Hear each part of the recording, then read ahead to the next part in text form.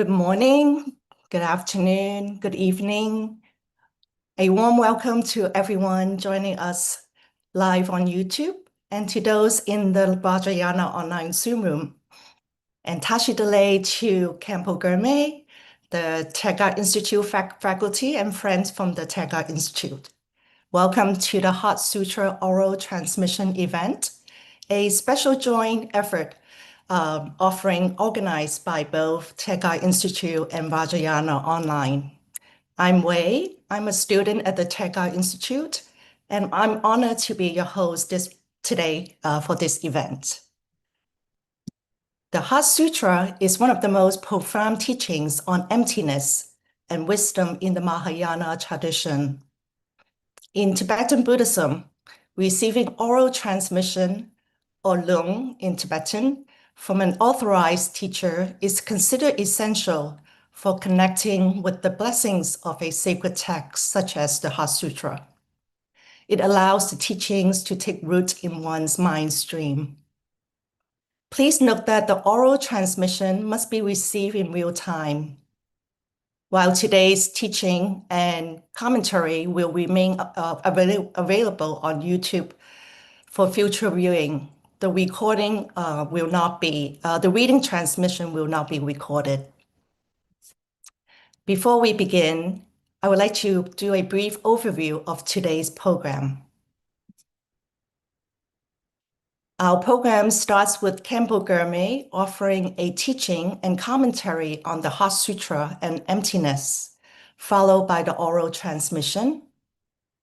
Next, we'll have a recorded teaching from Mingyur Rinpoche on joyful effort and emptiness. Then Dr. Justin Kelley, co-executive director of the Tergar Institute, will share additional insight from a scholar-practitioner perspective. And Justin will also take a few questions, and you can submit your questions by typing it into the chat box, both in Zoom and also on YouTube. And our support team will collect them for the Q&A session. And finally, we'll conclude with a guided meditation led by Tsunma, Kunsang, Palmo, our contemplative faculty at the Tergar Institute. Now, I would like to invite Anya, our to lead us in the opening chants of refuge and bodhicitta and the four immeasurables. We'll do each chant 3 times, twice in Tibetan and once in English. Welcome, Anya. Thank you, Wei. Refuge and bodhicitta. Sanghi judan tsuki junam la janju baru dani japsuji dagi jeso gibe tsunamgi Rula benji sanje drubarashu sanje judan tsuki junama janju baru dani japsuji dagi jesu yibe tsunamgi drula benji sangye rubarashu. In the Buddha, Dharma, and Supreme Assembly, I take refuge until enlightenment is achieved. May the merit of my generosity and other virtuous deeds lead to Buddhahood for the welfare of all beings. The four immeasurables. Samchen dam chi de wadam de we ju dan den bar jurji do na dan do na ji ju dan ra war ju ji do na me pede wa damba dame drawa jurji Nirin chadan yedan drawe danyon jembola nebar jurji Samchen dam chi de wadang de we judan den bar jurji Dunan dunaji judan rawar jurji Duname bide wadamba damendra warjurji Nyerin jadan yedan rawe danyon jembola nebar jurji. May all sentient beings have happiness and its causes. May they be free from suffering and its causes. May they never be parted from sublime bliss, free from suffering. May they dwell in great equanimity, free from attachment and aversion to those near and far. Thank you, Anya. We now begin with a teaching and commentary from Khenpo Gyurme, who also give the oral transmission of the Heart Sutra. Many of you may already be very familiar with Khenpo Gyurme, but for those who are new to him, this is a brief introduction. Khenpo Gyurme is a member of the monastic faculty at Tergar Institute, and he's also the abbot of Tergar Ösel Monastic College. Born in Tibet, he spent 12 years studying at Ling Monastic College in northern India.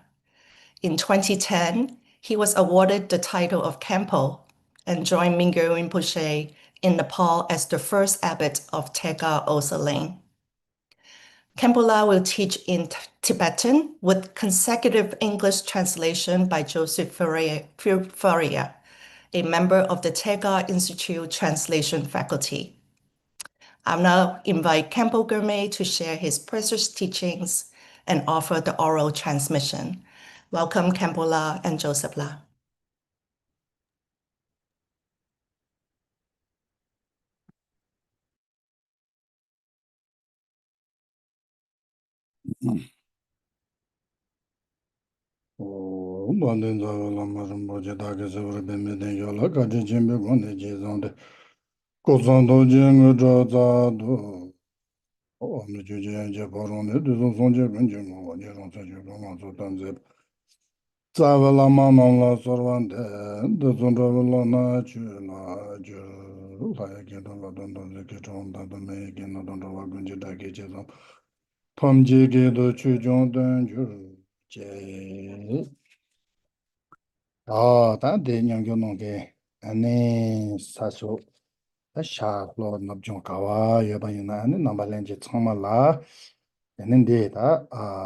gondu chalan samchitashi dele singa to nga yobe sanene gondu che ene sane kajile shoke nyingo ta tusanga samchitashi dele shuya yin ene tedo nyamdo le ta tere shirim himbo ka lang tang ene tino kan chehi dudu jansu maa che shoke yin si.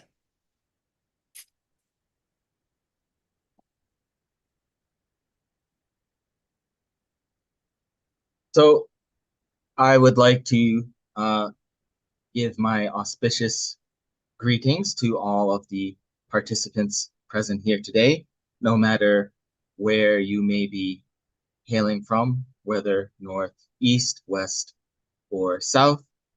From my side of the world, it is the evening time, so I will wish everyone good evening from here, and just send my greetings in accordance with whatever time, morning, afternoon, or evening you happen to be coming from.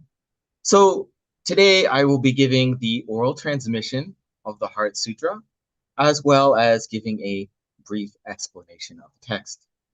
Lasola.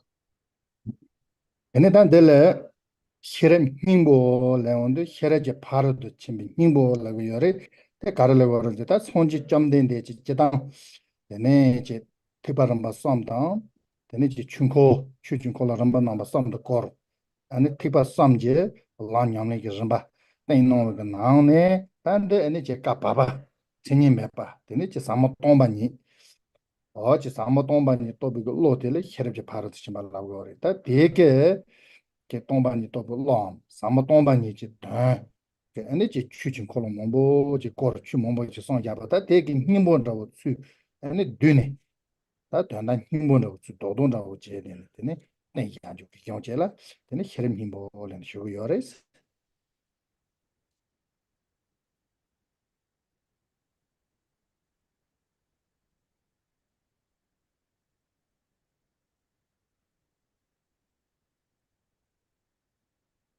So here we have the Heart Sutra, which is part of the Prajna Paramita section of texts. And in Tibetan, this is called Sherab Nyingbo. And Sherab refers to the wisdom teachings. And so this comes from the teachings of Buddha Shakyamuni, which occurred in 3 stages, according with 3 different yanas, or turnings of the wheel of Dharma, essentially according with the various stages of the path. And so we find ourselves here in the context of the Heart Sutra in the middle turning of the wheel of Dharma, which has to do with the teachings on profound emptiness, the teachings on signlessness, or the lack of conceptual marks. And so there are many different kinds of teachings that accord with this turning of the wheel of Dharma. And so the Heart Sutra then teaches on the essence of all those teachings.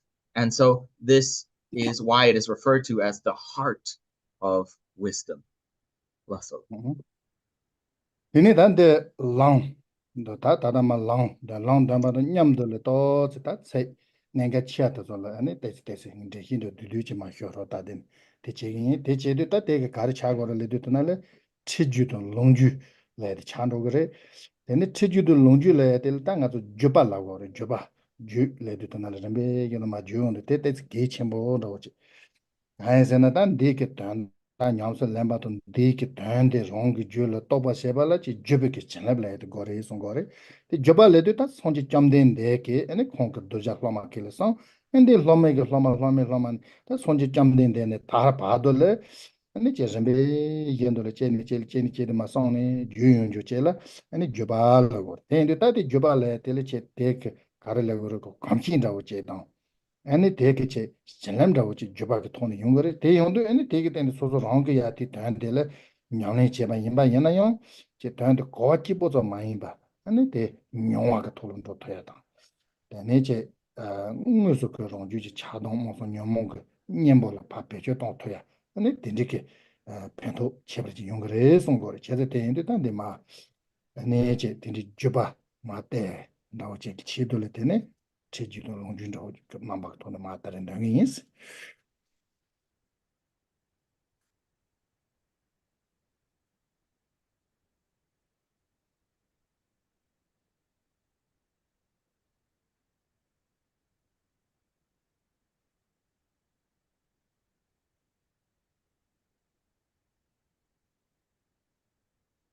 So along with the oral transmission for today, I also will be occasionally commenting on some of the more significant words and phrases that come up in the text.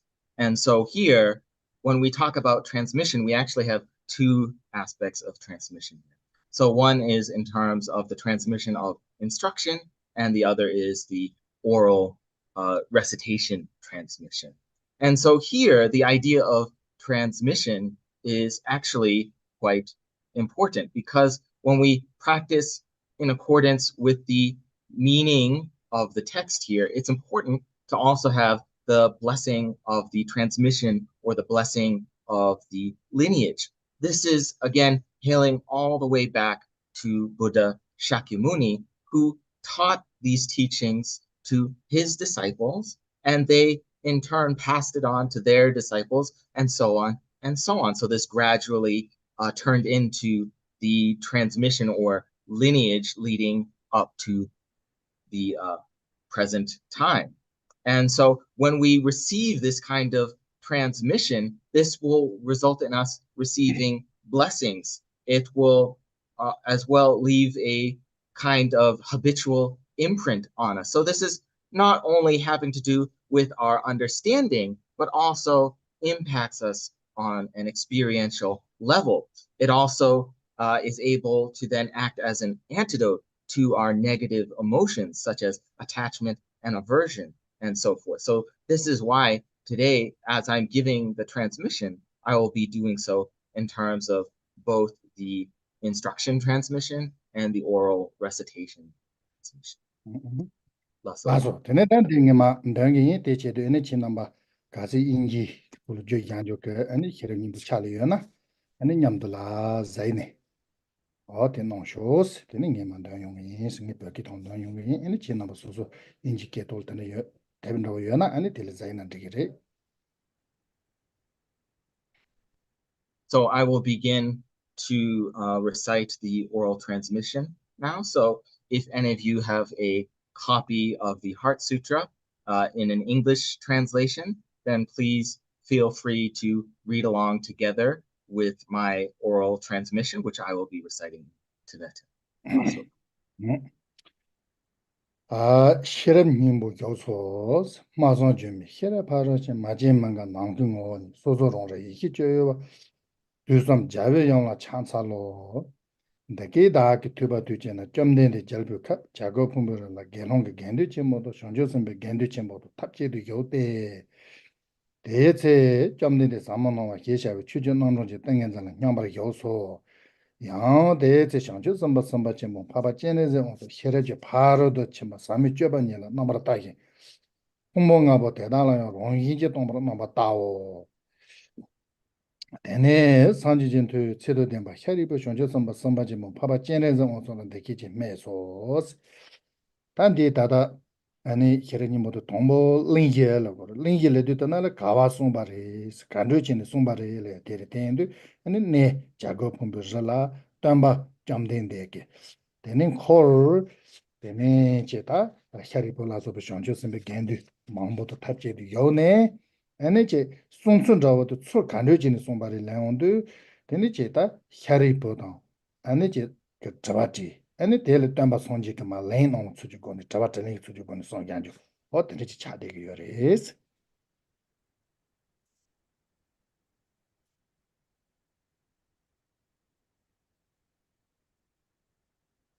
So here at the beginning of the text of the Heart Sutra, it mentions where the teaching was given, where it was taught, and this occurred at Vulture Peak. And then it also mentions to whom the teaching was taught to. And so this includes individuals like Shariputra, as well as a retinue of various bodhisattvas and so forth. And the manner in which this teaching was given was in terms of a question and answer, or in terms of responses given to statements. That's all. Yes. 온데리 데인데 따뜸바 올이 유베게 토네 데네 샤리보게 잡아사된 파바 젠레젤 잡았지 아니 젠레젤게 라이노 아니 디니 콘레 노마니 잡았더니 다 콘노마니레 덴데 잡았더니 제가 뽑아도 누반라고데 상제지 아니 지 헤르제 파로도 심부터는 냠바 양도 디 냠바 야베 젠레 토톱 다 누발라 때네 아니 콘노마니 줄 통어 많이 받게 지 잡았더니 제가 뽑아도 레네 So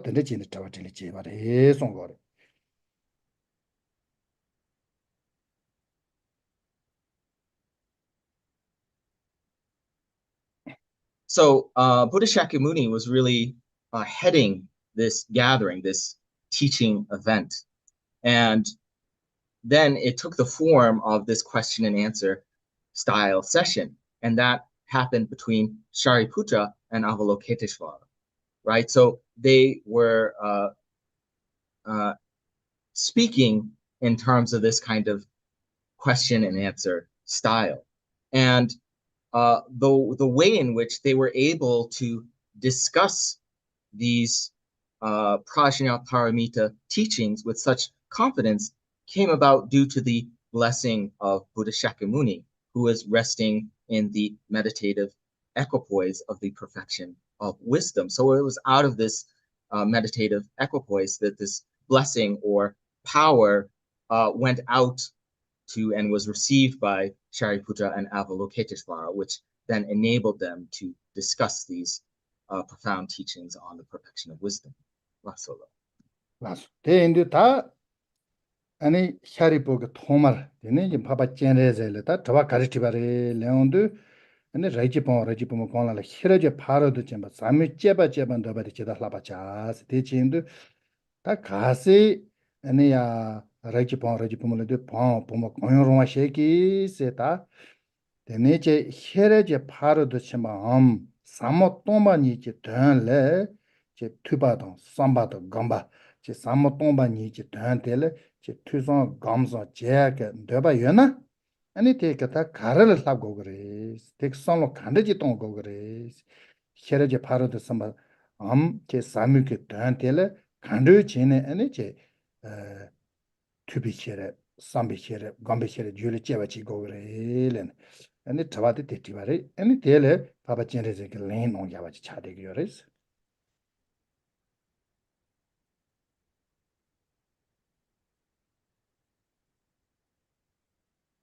So the first question that we have here from Shariputra is, how should a child of noble family who wishes to practice the profound perfection of wisdom train? So this is basically then Shariputra asking how anyone, any such noble child, whether they be male or female, if they wish to engage in this perfection of wisdom or this profound emptiness in terms of learning, contemplation, and meditation, then how should they approach this? How should they think about this? And how should they develop the wisdom that is born from such learning, contemplation, and meditation? And so then Noble Avalokiteshvara responded to this question.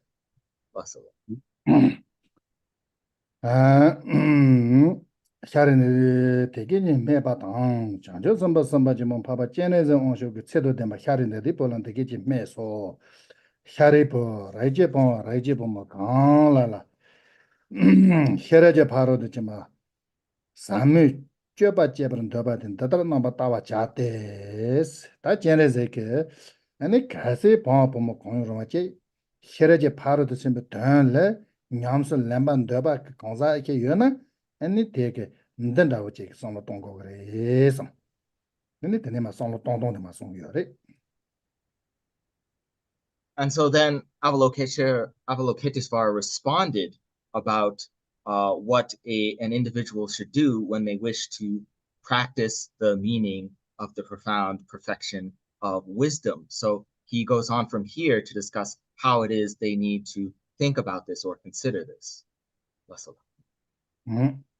Tenele ta tele humbo nga bo te da jo rong yin ji tong ba yong ta ba ji so ta o zo tong ba ni zo so zo le tong ma ni yin ma tong ba le ju zo yin ma no de chi de ta tong bo ane ka shere je samu ke ta shere je par de shim ba ta ni nyam ba ya ban de na ane karal sam tong go gre le du ta na le ta ngarang ke ju la ye be ke 풍봉가보 조지품 소유분 되기지분 되지분 나버히베 풍보데 풍봉가본데서 제 나롱 그 삼반 나기는 나롱 그 템반 나기를 지 다다 나롱 소 노안 나기 마이바 데서 랑이 제 똥반이 봐 용다바 지수 따고 데서 랑이 제 똥반이 봐 히고 그래스.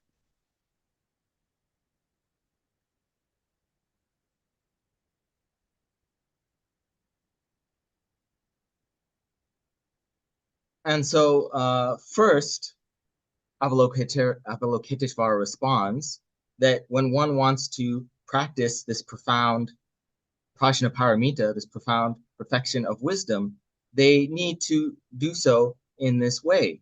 And that is to consider the 5 aggregates as not existing in the manner that we think about them, not existing in the manner that we perceive them or in the manner that they appear to us, but rather we need to perceive them as being empty of nature.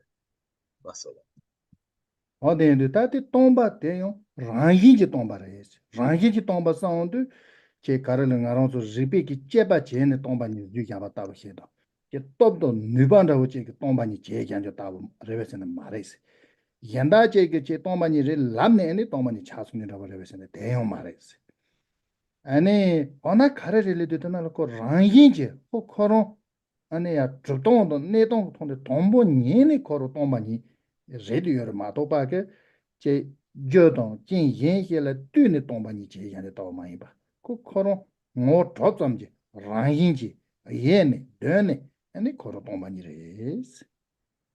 도망가 보대.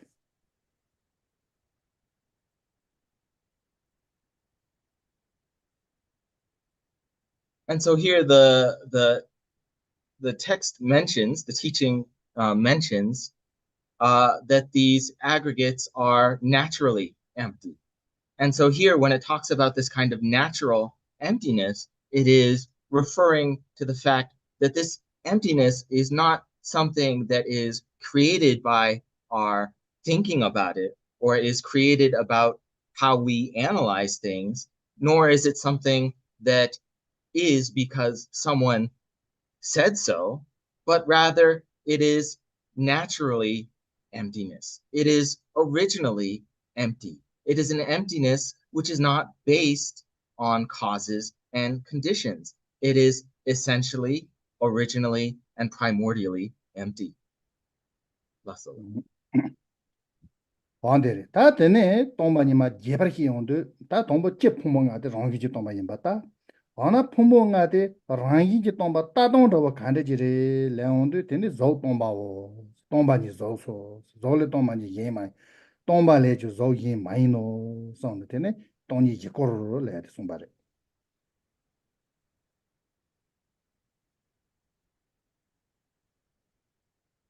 And so then when we start to perform more investigation into emptiness within the text, it discusses how we are to observe the 5 aggregates. And so this is where the text mentions that form is empty, emptiness is form, emptiness is not other than form, form is not other than emptiness.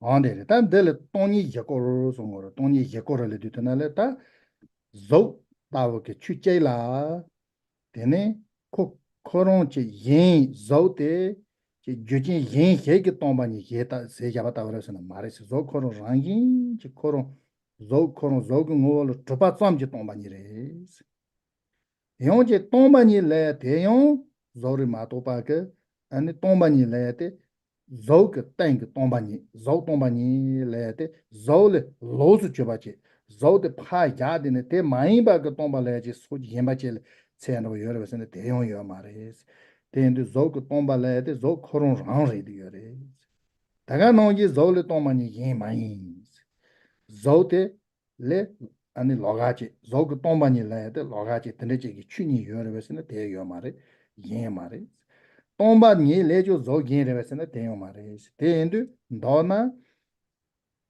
아니 제타 다다지 가론솔이 예베게 조 레온도다 루 데리 루 조지 폼보 데네제 라운드 추카콘데 마론을 예베게 루 데네 제타 아 홉디 때바인바이나 룬데 뎀바타버지 룬데레 제 데독 초로여 댕게지 룬데 아니 제 나나 나요 바 찬다 차요 바지 덴디지게 무슨 여바타버지 여레들 임바이나요 근데 제 가론소 그 세노는 뎀바 나인지 뎀바레스네 뎀바 마레데 동만이레 센 어떤데 진짜 동이 이거를 송제여레스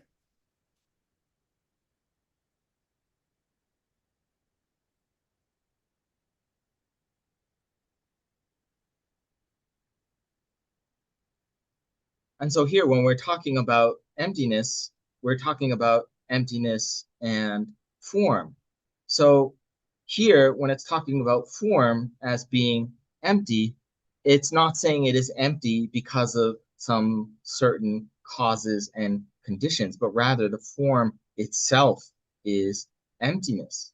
And likewise, when we talk about emptiness here, we're not talking about emptiness as some nature apart and separate, distinct from form. Emptiness is the form itself. Form is the emptiness itself. Form also does not exist as something separate or apart from emptiness. So basically, when we're talking about our form here, right, referring to our own aggregate of the body, this is something which may appear to be true or real when we just suddenly perceive it, because we experience various things such as pleasure, suffering, pain, and so forth. And so, yes, from one perspective, we do have that, but it is not true or real in the way that we conceive of it to be. Rather, it is emptiness itself. La sola. 아니 게 많이 넣었어. 다 대견도 서로와도 뒤시도 되지도 넘버를 희바노 동바오 샤리브 대다 주동지 동만이 된 세니메바 마제바 망가바 저마메바 저마도 자라메바 저와메바 강와메바 오스 뭐 된다 제 다기 조 동마 동만이 조 동만이 니 조기 많이 봐 동지 저거 좀 봐인들 서로와랑 되나게 아니 뒤시다 되지도 넘버 희반 도나 지 조는 남지 기드베기 추노 탐지대 동반이 되게 많이 아니 대 동반이 대 아니 되게 얘는 주 동반이 되게 많이 봐 어떤 지는 동이 기고 돌송 동고 그래 송여래.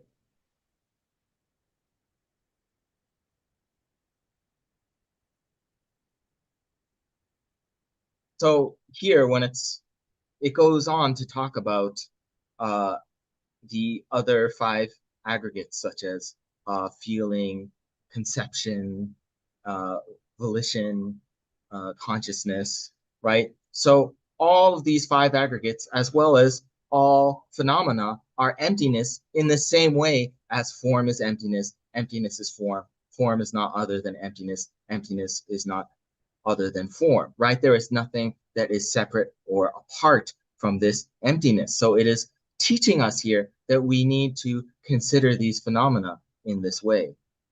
Lasolo. 맞아. 고함해 봐오. 샤리브 대답에나 또만이라 조음에 초라미 뒤힘이 늦에나메 남라 히바메 매미 나바메 나미 제미 르미 예미 조미 담메 제미 로메 지자미 추메도 마이게 컴메반데 예지 컴메 예지 남라 히베 컴지 바도요 메도 마레바 세바메반데 가히메 가히세베 바도요 메도 대견도 동하라바도 건종와도 고바도 왕도 이히당 이힘이 터바메 마도바요 메도 샤리버 대다웬나 상조서만은 토바메베체 샤르제 파르도 쳔마나 땡제네데 산라 잡바메베 잡바메데 신질론데 신는네 냥이는데 건 타천도 어때인데 다 덴데 동만이 기타는 손로 동도 되네 제다 주자트르 리잘라 소바레 다가노기게 야지 레도 녀모바레 안에 다가나기게 야제 맘바 탐지제비 이히르 제바 탐지 덴데 동만이 기타 yinba hakowa jene tomba nigi tani nyamba yane tomba nigi tani solo tomba yinba yina ane tene je ronga sem nondo le je tabadang, njibadang, togbadang namdo ane toso tamchi yende ne tene nyangile nebe yenso ane je ta nyangile nebe tachindo le tene nyangile nebe kompong nyangile dongal jarweke ane kompong tapto kare songyo.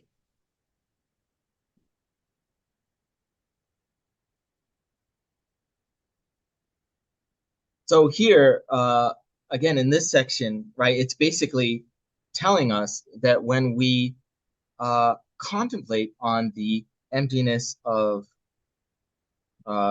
phenomena, right, we are contemplating on the emptiness of the objects of our perception, such as form, sound, smell, taste, touch, as well as the afflictions, the negative emotions and so forth. So basically, when we practice emptiness and contemplate on emptiness in this way, it will dissolve all of the fear, all of the doubts, all of the conceptuality of our mind, and this will then enable us to achieve the state of nirvana, free from suffering. Lasolo. 두산도 넘바 유부 손제 던주지 헤레제 바로 대신 만달라든데 라나 메바 양 다바 조부 손주는 넘바 조부 손제소 데엔드다 데베기 손제 던지죠 동만 얘기 단선로 동네 애네야제 동마 던지를 줘바리 다데게 손제 던지죠 동만 얘기 단선로 동네 애네 동아를 줘바리 마음바는 잠바는 저베게 상지 던지장 이 동만 얘기 단 양서 램발에 때네 애네 넘바 조부 손제바리 제대 데엔드 나랑서 계속 동화를 조고고 요나 근데 동화때 샘진 점바당 아니 댐반 점발에 되는 용어여도 띵년보텔에 아니 지 댐반에 동반이 기타는 손을 동해때 단 조도 줘봐 라미온 따라지 차게 요래 손발 넘어 잡아 손제소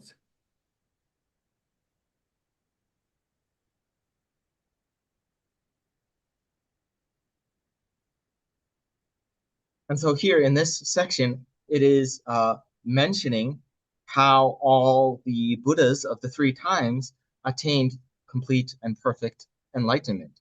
And so this is to say that all the Buddhas of the past contemplated on emptiness and then became free from suffering. And all of the Buddhas of the present time also likewise contemplated on emptiness and achieve this complete liberation from suffering. And likewise, even all the Buddhas of the future, they as well practice emptiness, and because of that, will be able to attain complete Buddhahood. And so what this means for us is that if we want to free ourselves from suffering, then we need to work with this conceptual grasping or fixation that exists within our mind. And what is the antidote for that? The antidote for that is this contemplation on emptiness itself, which is the supreme path that is taught here. Lasolo.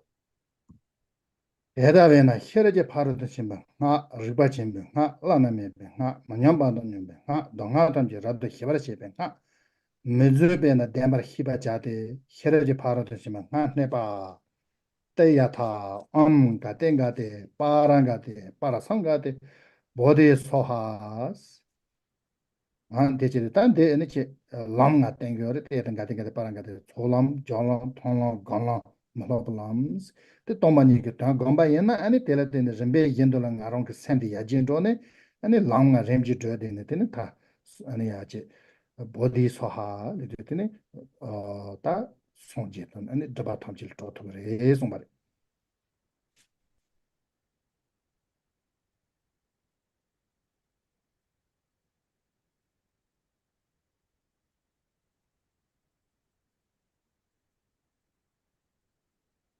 And so the mantra here is in reference to the 5 paths, the path of accumulation, the path of joining, the path of seeing, the path of cultivation, and the path of no more learning. So what this means is that when we practice emptiness, then it basically enhances our own mind and enables us to progress through these 5 different paths. And then when we reach the conclusion of the mantra here, which is Bodhisoha, that is basically an encapsulation of complete enlightenment, which is freedom from all obscuration. Lasolo. 카리보 샹저 선바 쳔베 대다 헤레제 파르드 선바 사몰라 라브스 자오 데네 점네데 땡긴제 텔레겐데 샹저 선바 쳔모 파바 쳔레제 온솔라 라이소 헤자바 쳔데 라이소 레디보 데테겐노 데테겐데 제대로 쳐지 땜바겐데 헤레제 파르드 쳔바 사몰라 쳔바 자데 대기 기반함 주 지수예랑 점네데제 대기제 까즈네 치도 댐바 샤란다디 보동 샹저 선바 쳔레제 온솔도 탐지도 되면 코르 대다도 Fladon, Medo, Lama Yendo, Tazaji Yeron, Jamden de Jesomala number 2. Or did that in Papa Chenez Glen down to any Tindig Land jet some Hadulatene, Jamde de Tagi any Jetta, Tomani, Yamba Yade, Tinyam Yatele, Tulone, or then Papa Chenez somebody taken the race, Demerson songs, do some Sonja Tomji Kiju Lamtel Lazaji, and this one Yomare on the Tene, that's Sonja in the Jason no gas. Papa Chenez Zeta. Harry Poker Travati, tell Papa Chenez lane that that's a Jason and it's on the Jamden they get tell or Tetendo or raise on energy. No, they on the tunnel and he hear him on the Jason or Galen Sonja song or the Nichel race. And so we reach the end of the text here, which is the conclusion of Avalokiteshvara's response or responses to Shariputra. And so it is at this point, at the end of Avalokiteshvara's answers, that the Buddha then arises from his meditative equipoise, dwelling in the profound perfection of wisdom. And the Buddha states that what Avalokiteshvara has taught here is true, is correct. And basically, there's nothing more to be expounded upon than what Avalokiteshvara has taught here. So this is what happens once we reach the conclusion coming from Shariputra's question to Avalokiteshvara, to which Avalokiteshvara then responds, and the Buddha then finally says that everything that was taught by Avalokiteshvara is correct and true. Lasso.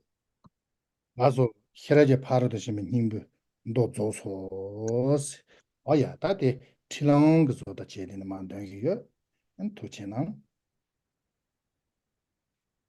So that completes the essential teaching on the Prajna Paramita, which I have passed on to all of you with this transmission of instruction and oral recitation. So I would like to thank all of you for being here. Lasso.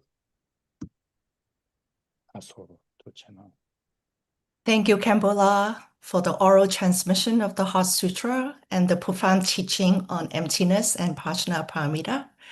We're so fortunate to receive the blessings of this sacred text from you. And thank you, Joseph, for your clear translation, making these precious teachings accessible to our English-speaking audience. Now, before we bring in Rinpoche's teaching on the topic, we would like to share a short video that highlights Tergar Institute's unique approach and vision to cultivating and supporting the path of the scholar-practitioner. So now let's watch a short video. Welcome to Tergar Institute, where timeless Buddhist wisdom meets today's world. Discover how tradition and innovation come together in this transformative program. At the core of our program is Vajrayana Buddhism, an inspiring path of deep insight, powerful methods, and the potential for transformation.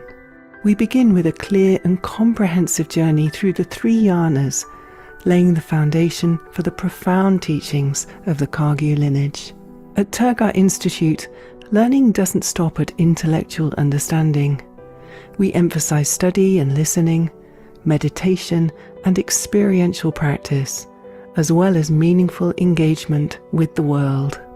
Study directly with Mingyur Rinpoche, respected lineage holders, senior Khenpos from Tergar Ösel and leading international scholars. Knowledge comes alive when applied. That's why our approach is rooted in applied learning, practical, grounded, and experiential. Each step of the journey integrates view, meditation, and real-life application, moving from conceptual clarity to lived understanding. Take your learning deeper through our immersive in-person program at Mingyur Rinpoche's home monastery in Nepal. In this quiet, supportive setting, free from daily distractions, you'll have the space to fully immerse yourself in practice and study. We keep our learning community small, so you get the support and connection you need to truly thrive.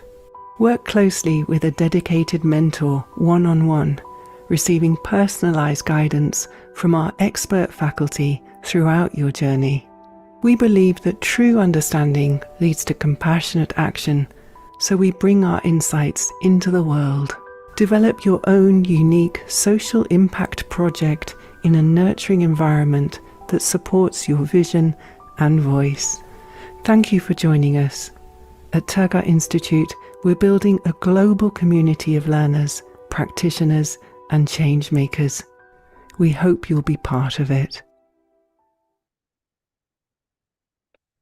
Thank you for watching. From my personal experience, it's a wonderful program.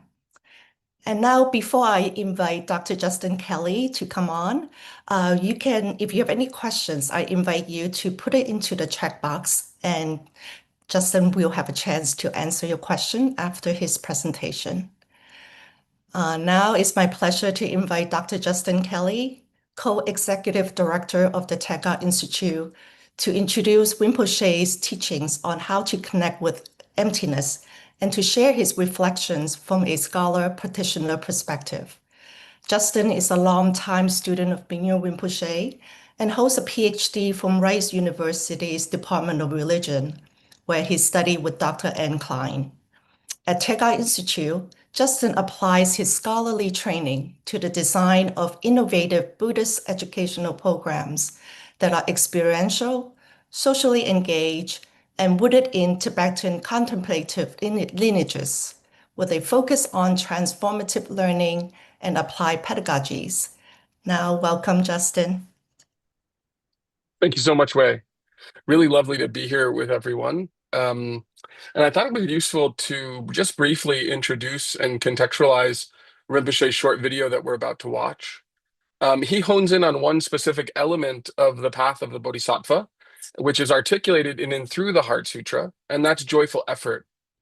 And we chose it because I think it's a linchpin, if that makes sense, or a fulcrum, right? From where we go from the intellectual to the experiential.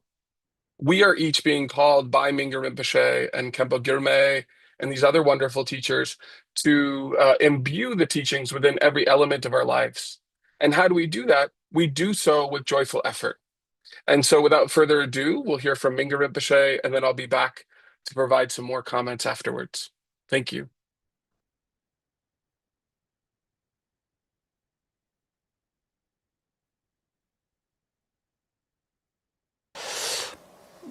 Joyful effort. Sometimes people call diligent, but I think diligent might be not the right translation. So normally what we call this essence of this paramita is the mind of interest with the virtue. So here virtue meaning something meaningful, something purposeful. So meaningful sense like helping you and everybody, like relating with the love, kind, compassion, non-violence.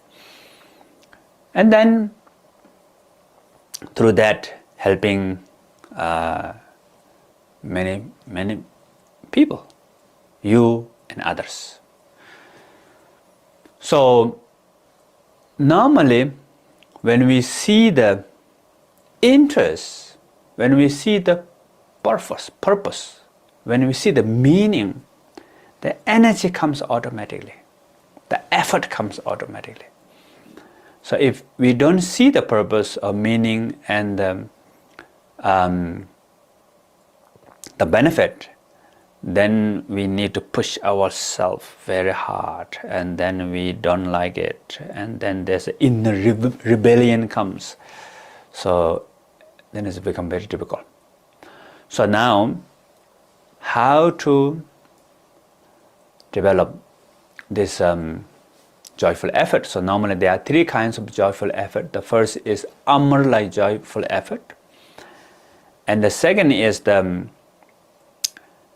the action, effective action of effort. And number 3 is unstoppable effort. So the first one is Amr like effort is like you need to find purpose first. And normally I discuss that anything what we do in our life, there's some kind of purpose that if we really do well, it helps everybody, right? Unless if you're doing something harm to others, like stealing, your work is like a drug dealer, all these things, then you cannot have that intention. But otherwise, maybe you may, maybe engineer, architecture, teacher, maybe a doctor, nurse, anything, any professional. And that, because everything's interdependent, the world is connecting each other. And if you put your heart into that, if you see the purpose, that helping you, your family, others, through the work, benefit for many, many people. If you help others, they will help you also. Like even the business, if you really want to have good product, really want to help people, for the long term, there's more beneficial. They like your product, they want to buy. And it will be good for your business, and you can help more for others, right? So it's like circle of goodness. So finding their purpose, like Amr. And then second, for that purpose is we need to accept what we call impermanence. Life is like up and down, just like stock market. Up is good, but down I can learn. So it's like Amr, that accepting impermanent and ready to transform obstacle into opportunity, problem into solution, right? So there are many practices, like everything can be support for awareness, love and compassion, wisdom, and especially here, emptiness.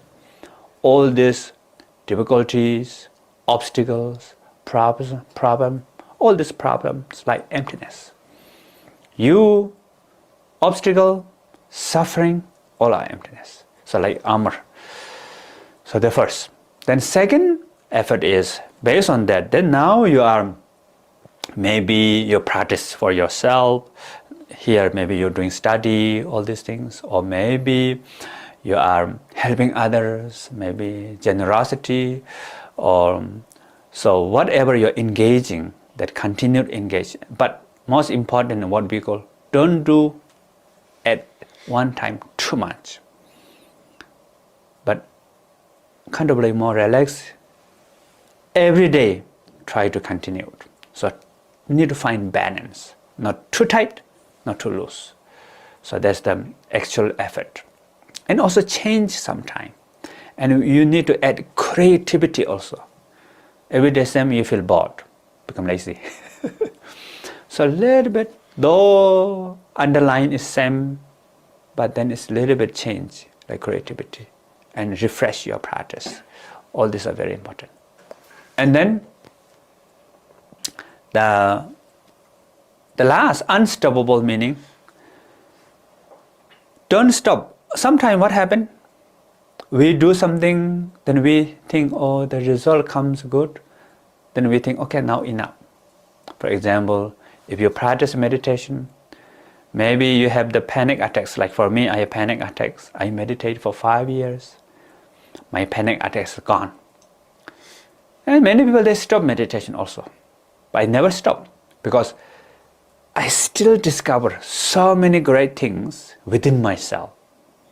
It's like there's a sense of excitement, interest, inspiration, what I call unlimited discovery within ourselves.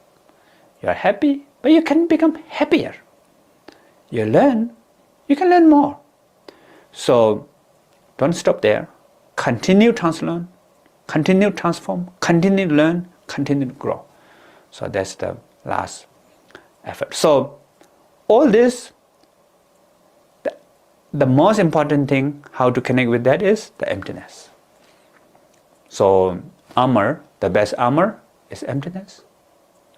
And best, we need to find the balance when we practice, engage with the emptiness. If you engage with the emptiness, then your practice may not be too tight, too loose. Your mind's free in the ultimate level, but that beyondness is unceased, right? It has manifestation. So relative level, you can engage, you can connect with anything, right? So that beyond three sphere is really beneficial with the effort also. And then continue growing, continue learning that to deepening realization of emptiness. So emptiness practice not just free for panic attacks. It's continue to learn like until fully enlightened. So then you don't need to do anything. But when you're fully enlightened, you're busy to helping many other beings. But you will not have stress. Spontaneous comes with three kayas. Thank you so much, Rinpoche. Yeah, so what we're looking at today is obviously the Heart Sutra. But the Heart Sutra, in a certain way, is kind of the most essentialized version of a much larger body of literature, if you're familiar, the Prajnaparamita. And Khenpo referenced this in describing and unpacking the title of this text, the Heart Sutra. What is it the heart of? It is the heart of this larger body of literature, the Prajnaparamita. And to do it justice in such a short period of time is quite challenging. But Khenpo did such a wonderful job of essentializing elements of the teachings to give us a flavor of what this is about. Same with Mingyur Rinpoche. And just to begin, this mimics the way in which we relate to these profound pieces of literature and profound practices at the Tergar Institute. We engage in cycles of inquiry. And so today is mimicking that, where we're getting a pith instruction from Mingyur Rinpoche. We're getting traditional commentary from Khenpo Gyurme, so learned. I'll offer some more kind of scholarly, quote unquote, and practice-based remarks. And then Tsunma Kunsang will come on to guide meditation. So this really mimics how we come at this process within the Institute. And I also want to recognize the kind of comprehensiveness of the Tibetan approach, whether we take a text like the Heart Sutra or we take a short introduction like what Khenpo Gyurme gave us. They treat this material in a comprehensive way, meaning they don't disregard, for example, foundational vehicle practices such as refuge and the four immeasurables, right? Nor do they negate elements of the Mahayana, the great vehicle, in which we're understanding emptiness. And then, of course, the backdrop is always with Mingyur Rinpoche, and in this profound lineage is the Vajrayana, specifically Mahamudra. And so in the Institute, we talk about taking a particular approach that Mingyur Rinpoche likes to mention, and that's practicing three yanas on one cushion.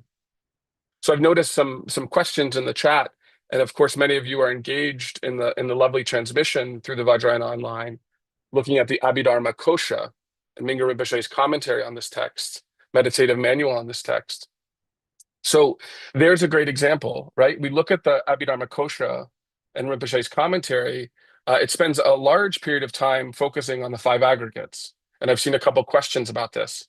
And those same five aggregates become the focus of the Heart Sutra, a text that we describe as being from the Mahayana canon, but yet it's imbued with principles from the foundational vehicle, as in the Abhidharma Kosha. So again, we take this comprehensive view.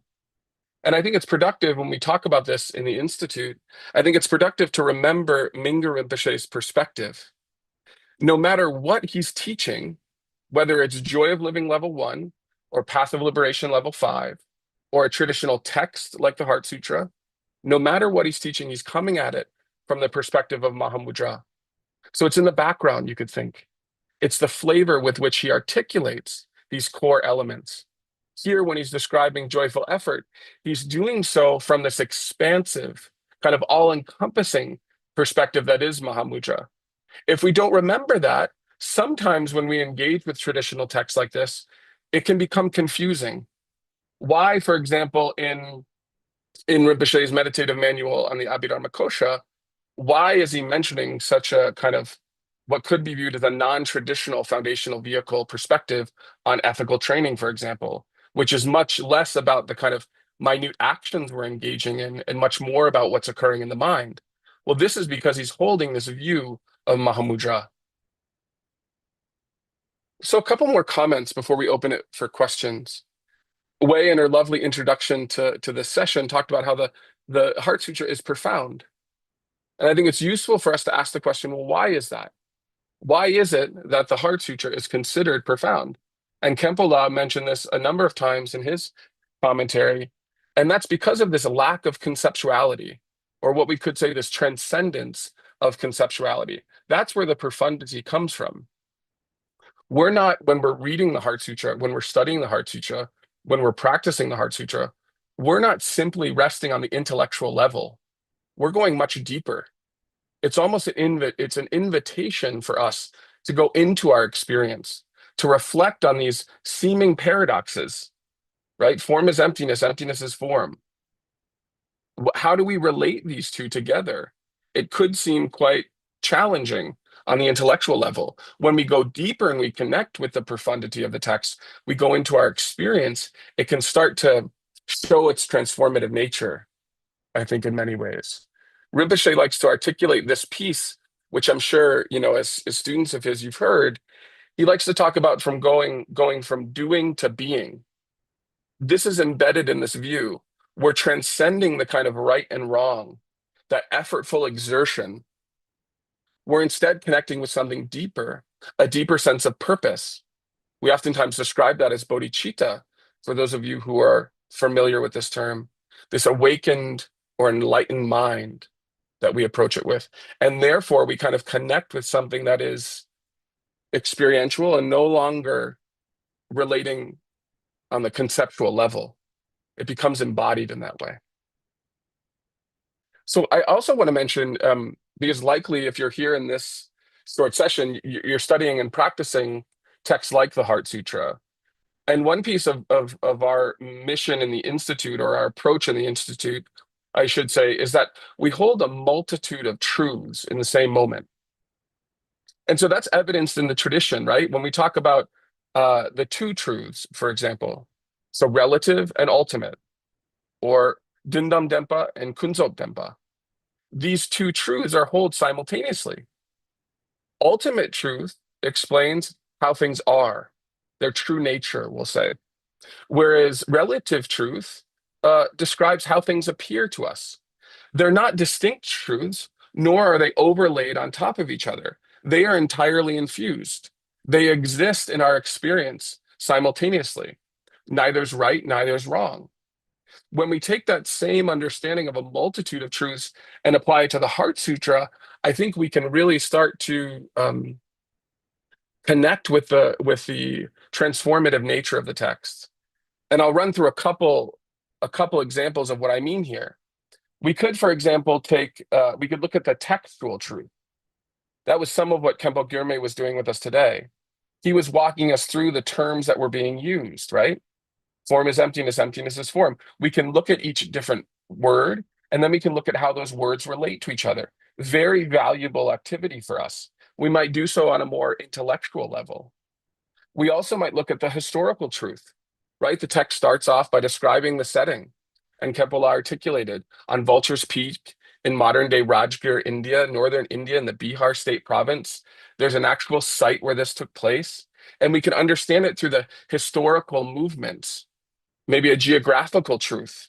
This place, this space, these rocks that the historical Buddha was said to have offered this text, that's a really profound location for those of you who have been. So there's an element of a kind of geographical or a spatial truth. We can also talk about an experiential truth, a way of relating to the text where we're looking within. We're using it as kind of an invitation to go within, to look at our own experience and understand, how do these seeming paradoxes, form is emptiness, emptiness is form, how do we live them out? How can they inform in a more constructive way, in a more beneficial way, our lives? We could talk about a transcendent truth. Mingyur Rinpoche mentioned it just at the end. This idea that emptiness provides a a way of being in the world and a way of understanding the world that isn't confined by the concepts that we overlay onto our experience. Instead, it's much more vast. It's much more adaptable. It's much more free. We could also take a behavioral approach, right? Rinpoche talked about, and there was a question in the chat, he mentioned very briefly, if this is the truth, right? If how things are is this truth of emptiness, why is it that we can't connect with this? Why is it that we can't see this? What ties us into these knots of samsara? It's our habitual tendencies, right? On a behavioral level, we are implicitly believing that, for example, the five aggregates exist as a solid, cohesive, stable self. That's not true.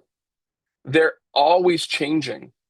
And so we can start to rework on a habitual level, maybe on a neuronal level in our brains. We're starting to rework the way that we behave in the world, the way that we engage in the world. So there's many different ways that we can connect with this text. And I just want to kind of articulate how if we're too rigid on one piece, we might miss the value of another. And so if you're looking at a text like the Heart Sutra, or again, Rinpoche's wonderful meditative manual on the Abhidharma Kosha that many of you are looking at, we run the risk of not being able to kind of take from it all the transformative potential that's out there. So I'm going to pause there and open it up for questions. And I think Wei is going to come on and read some questions, and we'll see where the conversation goes. Thank you, Justin, for your insightful reflection on how to hold multiple truths. We have some question coming in. There's a question from the Zoom room from Jono.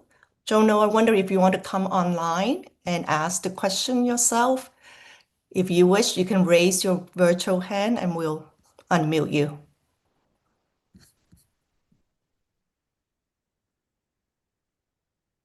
Jono, are you? Okay, there we are. Welcome.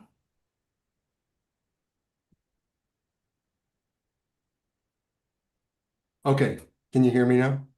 Yes. Okay, good morning, everybody. Yeah, so my question is, like, I get how, well, my understanding right now is that emptiness is the kind of foundational quality or the foundational expression of life.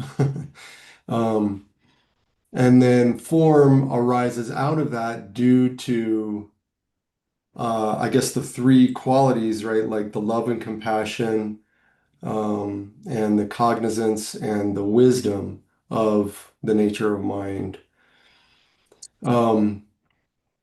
So when we're saying that form is emptiness, I can get that pretty quickly. Like, yeah, okay, I can break down the particles into emptiness and it's all basically space. Okay. But when we say emptiness is form, then I'm confused because then it sounds like form becomes the foundation of emptiness. So I was Yeah, wondering if you could clarify that a little bit.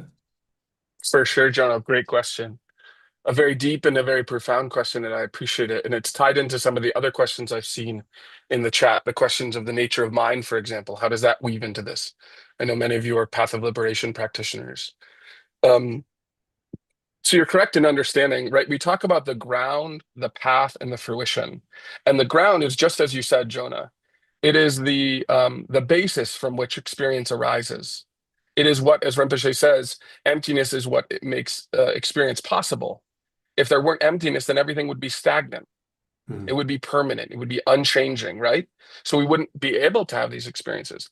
But the inverse is true as well. And the reason here, and I'll kind of I'll paraphrase Mingyur Rinpoche's teachings to hopefully help understand it. Rinpoche talks about how there's objective ways of meditating and objective ways of relating to the Dharma, and then there's subjective ways of meditating and relating to the Dharma. And this is really critical in understanding this relationship. We can say all form is empty of inherent existence, for example. That's a common phrase, right? What that means is that it doesn't arise the way that we believe it does, just as you mentioned. Mm-hmm. On the flip side, when we take a subjective approach, it is from our ability to perceive, to see, to feel, to smell, to taste, to touch, to think, to emote, right? That emptiness becomes elucidated to us. It is through what we oftentimes call the luminosity of mind that allows us to kind of recognize that. So in turn, they go hand in hand. Both statements are true, and it's dependent upon the perspective that you're taking, how you're understanding it. In certain ways, depending on how our minds work, and we're all really different, and Rinpoche is going to talk about personality types next year in the transmission. Really excited to see this. Yeah. We might connect with one piece or the other. The luminosity of objects as they arise could be our entry point in understanding the kind of dynamic nature of emptiness, and vice versa. By analyzing the kind of parts of objects, the parts of our experience, it might help elucidate emptiness. So those are just a couple brief comments on how those two fit together, and hopefully that's useful. But thank you again, Jono, for the question. Okay, thank you. Appreciate it.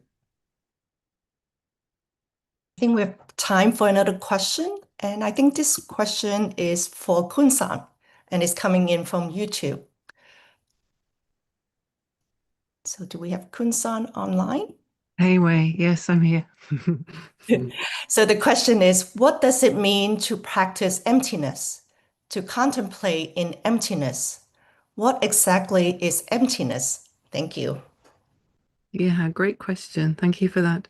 So, as we've heard, emptiness or shunyata in Sanskrit is really talking to how the way that we believe things exist as solid, as independent, we kind of have that default mode. We just assume that things are a certain way. They really do seem to be very solid, very objectively there.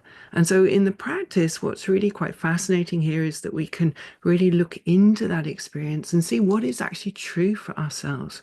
When we actually pay attention, either looking and kind of analyzing, or even just in a way that we're very spacious and just relaxed, what is our actual lived experience of reality?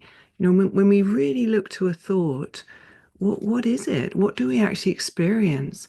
We can experience the thought, we can know a thought, but it's probably not the way that we truly think that a thought is. Thoughts so often kind of fuel our way of experiencing the world. They shape our reality of the world. But when we actually look to a thought in and of itself, what is that experience? And we can see that everything is arising, all of these things that are coming together. Everything is interdependent, impermanent, in this fluid experience. And so often we refer to, our reality as being like a mirage, like a rainbow, real but not true. We often hear Soknya Rinpoche say real but not true. So in practice, that's really what we're looking to. We're looking to see our actual experience of things the way they truly are, which is very different to our intellectual understanding of the way we think things are.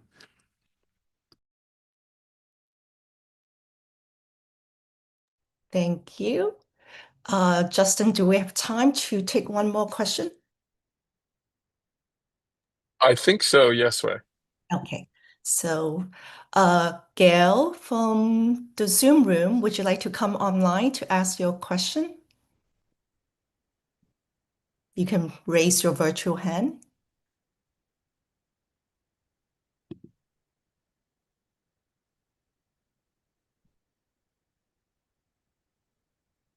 Wei, why don't you go ahead and read that? Okay. Hi, Justin. In those teachings, luminosity is supposed to have already been recognized. How to combine with nature of mind teachings? Yeah, for sure. And Kunsang, please jump in here. I think this is a lovely question. I'll again refer back to this approach of three yanas on one cushion. That, as Rinpoche says, once you receive the nature of mind teachings, you can't separate that from your experience and how you receive these teachings. If we're again in Joy of Living level 1, they're imbued with that. And so what we believe in the Institute, and as is traditional within, for example, the monastic college system that Khenpo Gyurme is a graduate of, this encyclopedic knowledge that they develop and studying these texts so deeply. By studying texts like the Heart Sutra, it starts to stabilize and imbue our nature of mind practice with a more comprehensive and grounded understanding. And so in those teachings on the nature of mind, for example, this term emptiness is used all the time. Kunsang just evoked one way of relating to and maybe experiencing a taste of this emptiness.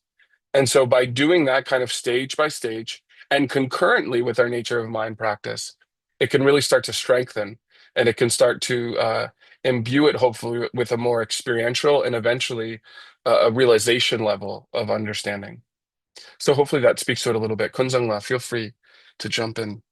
No, I think that was wonderful. Thank you, Justin. And maybe we'll touch into a little bit of that in the practice that we'll move into. Fantastic.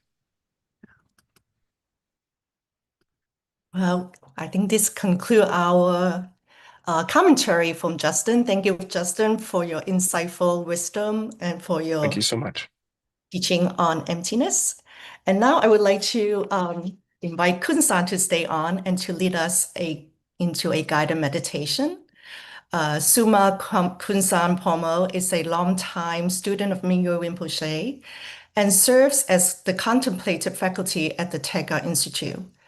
She took ordination in 2010 and later completed a traditional 3-year meditation retreat at Ling Monastery in northern India under Mingyur Rinpoche's guidance. She also serves as the meditation and Dharma teacher for Tergar's Joy of Living and Vajrayana online courses, as well as Tergar retreats. Welcome, Kunsang. Please lead us in a guided meditation. Thank you. Thank you, everyone. So I'd like to just begin the practice really by bringing to mind Rinpoche's teaching, where he really referred to joyful effort. And so as you're settling into the practice, just take a moment to reflect on why you're here. Just tuning in and seeing what arises. There might be many reasons, a yearning for greater peace in yourself, in the world, a wish to be of benefit to others. Just tuning in, what brings you to this session today?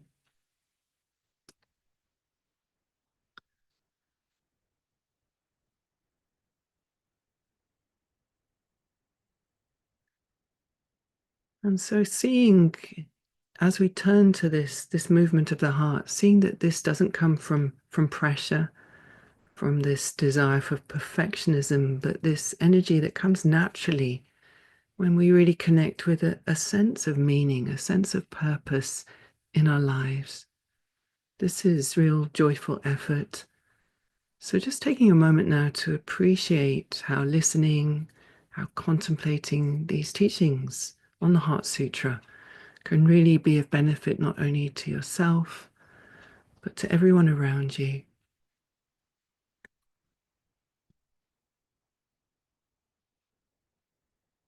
Through understanding yourself,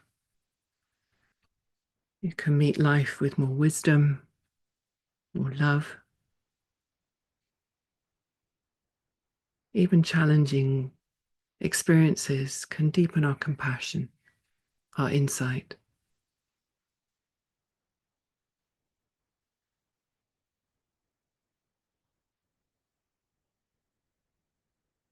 And so with this in mind, we don't need to force anything. We can practice with a real balance, not too tight, not too loose. Just enough relaxation to let things be as they are.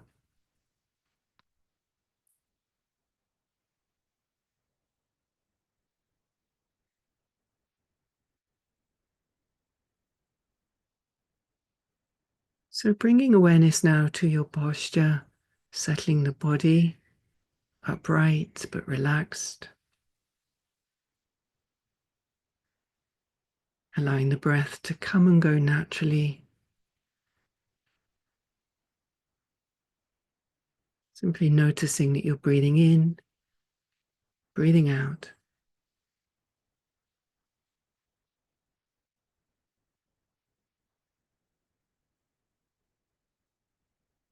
Feeling the breath as it moves in through the nose, the throat, the chest, the belly.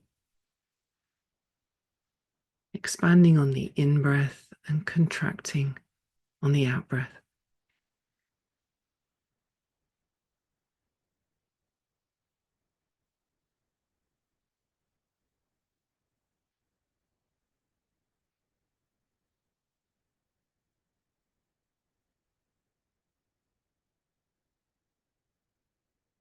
And now noticing how the breath is not one singular thing,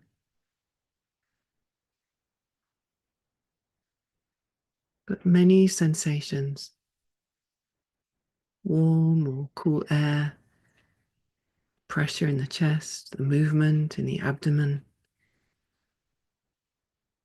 the coming together of all of these elements in a constant flow.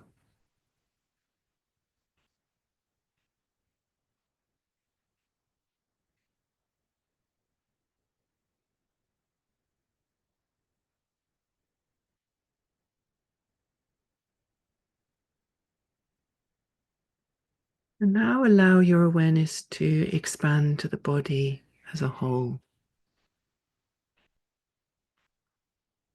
Sitting here, breathing. And when we say this body as a whole, what is the body really? You might notice the shoulders, the back, the legs.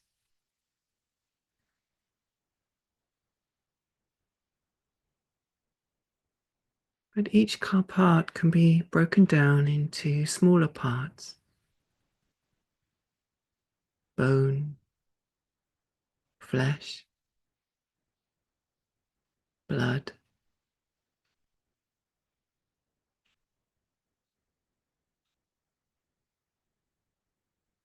And when we look closely, each part is made up of further parts, cells, molecules, atoms. Where is the thing you call my body?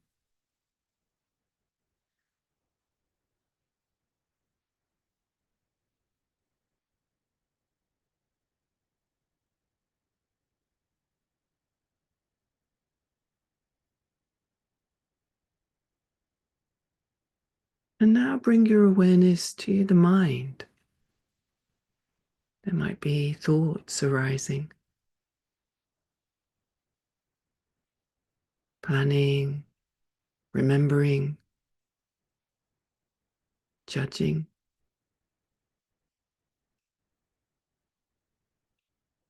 But where is the mind?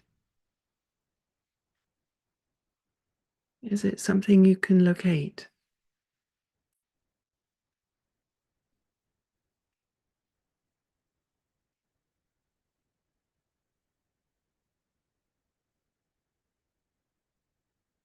There might be appearances, a flicker of a thought, an emotion. Or perhaps the mind is still. Simply the experience of knowing.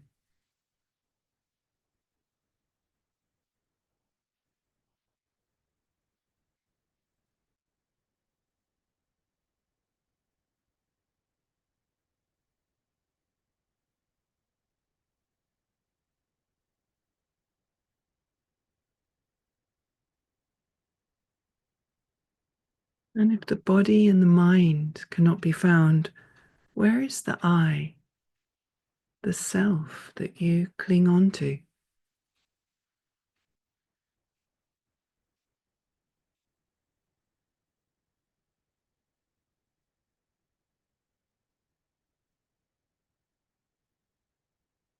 Breath is flowing, sensations moving, thoughts coming and going. But there's nothing to cling to. When we look to the mind, there is nothing to see, nothing to pinpoint.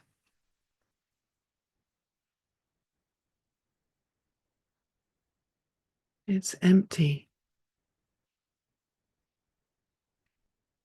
And while being empty, you can still hear, you can still see.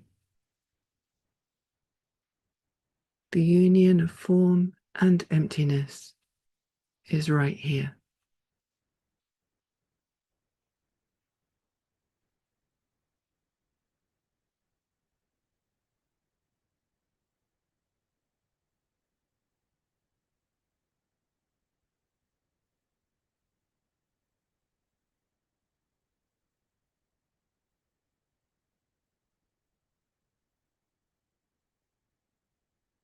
So let go of the looking now and just allow everything to be as it is. Rest, open, and aware. Rest in the open, spacious nature of who you are.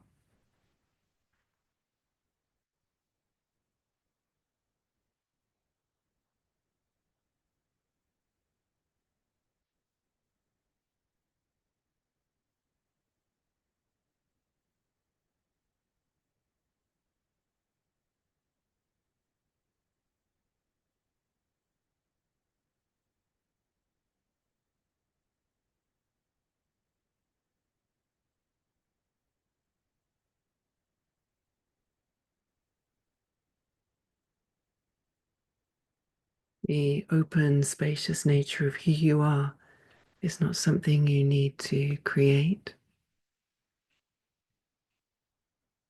And so as we bring this practice to a close, arouse the aspiration that from the freedom that comes from seeing the way things really are, from seeing emptiness, free from fear, free from grasping, arouse the aspiration to engage in the world with compassion and wisdom.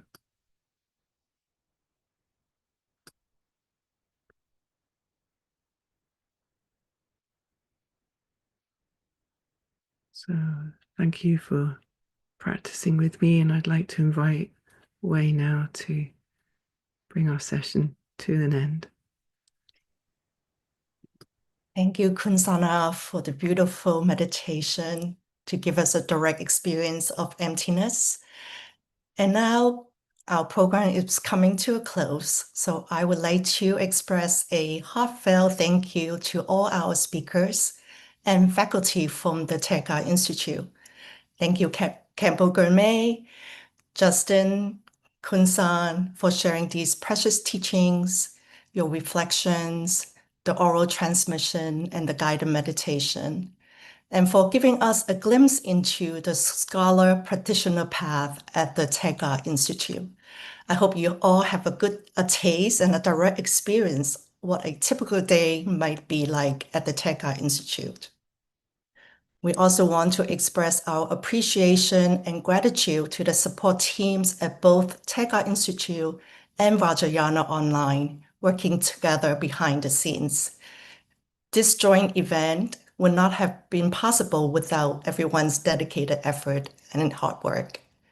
And of course, thank you to all of you, our audience, for joining us from across different time zones and places around the world. I now would like to invite Anya back to dedicate the merits of this auspicious transmission of the Heart Sutra and our time together. Anya, I welcome you back. Thank you, Wei. Sunam de tam chi zi pani tu ni be ranam bam jene ge ga na ji ba la Zibe zule druwa sho. By this merit, may all attain omniscience and defeat the enemy wrongdoing from the stormy waves of birth, old age, sickness, and death. From the ocean of existence, may all beings be free.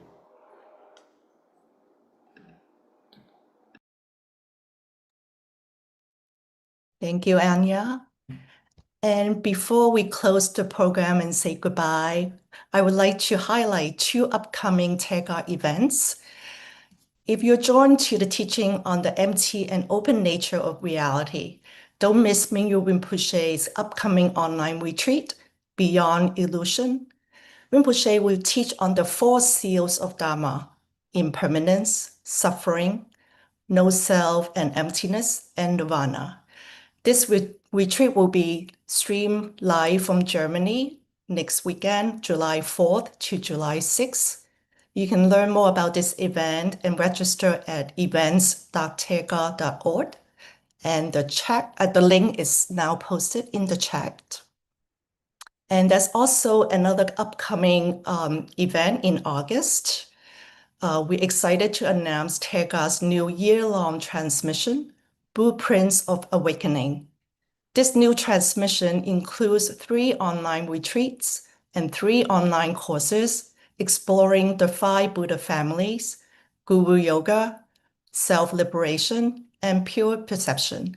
I believe this is the first time Rinpoche teaches this topic. I'm excited about this year-long transmission. So the teaching will be offered by Mingyur Rinpoche, guest teachers, Tergar Lamas, and Vajrayana online guides. And now we have a 2-minute overview of this wonderful upcoming transmission. And I wish you all a wonderful day or night wherever you are. May auspicious causes and conditions come together, and we'll meet again to celebrate our path of studying and practicing. The Vajrayana path, known as the most direct path to awakening, profound, powerful, yet often misunderstood. What if the very challenges we face, the difficult emotions we wish to push away, could become the very fuel for our awakening? The essence of Vajrayana teaching is what we call pure perception, taking perception as path. You are a Buddha by nature, right now, right here. Tergar is honored to present a new transmission of teachings with Mingyur Rinpoche, Blueprints of Awakening. Together we will explore the underlying principles, the core blueprints of Vajrayana practice, discovering how even obstacles can illuminate the path. For the first time, Mingyur Rinpoche will personally guide us through the transformative system of the 5 wisdom energies. This beautiful framework helps us recognize that the very traits we might see as flaws are in fact our enlightened qualities. Through online courses, immersive retreats, and live sessions with Mingyur Rinpoche, esteemed guest teachers, Tergar Lamas, and dedicated Vajrayana online guides, we will delve into the principles of the 5 wisdom energies, Guru Yoga, self-liberation, and pure perception. New lessons will be released each month so you can move at your own pace. And we see the nature of 5 kleshas as 5 wisdom. So what we call poison become medicine.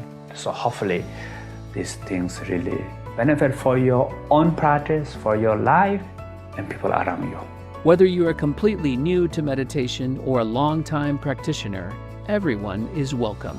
Don't miss this unique opportunity to receive these precious Vajrayana teachings directly from Mingyur Rinpoche.